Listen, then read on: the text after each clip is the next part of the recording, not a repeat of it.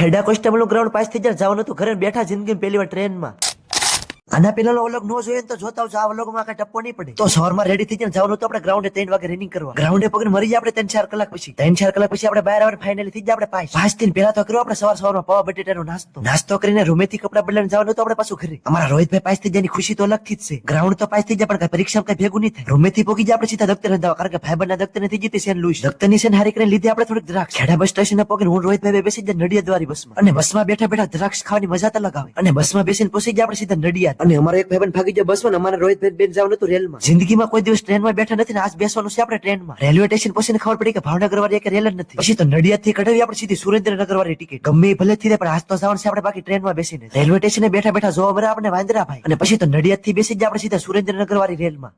ટ્રેનમાં બેઠા બેઠા કર્યો આપણે થોડોક નાસ્તો કરીને તમારો પાસે ચડી ગયો સીધો ઉપર સુવા. અને જિંદગીમાં કોઈ દિવસ ટ્રેનમાં બેઠા નથી બાકી એની મજા તો લગાવે. અને ટ્રેનમાં બેઠા બેઠા કર્યો આપણે પ્રોટીન વાળો નાસ્તો. ફાઇનલી 4 કલાક પછી પહોંચી જાય આપણે સીધા સુરેન્દ્રનગર થી કઢાવી આપણે 40 રૂપિયાની ભાવનગર વાળી ટિકિટ. અને પછી તો બેસી જાય આપણે સીધા ભાવનગર વાળી રેલમાં. તમારો ભાઈ ચડી ગયો સીધો સુવા.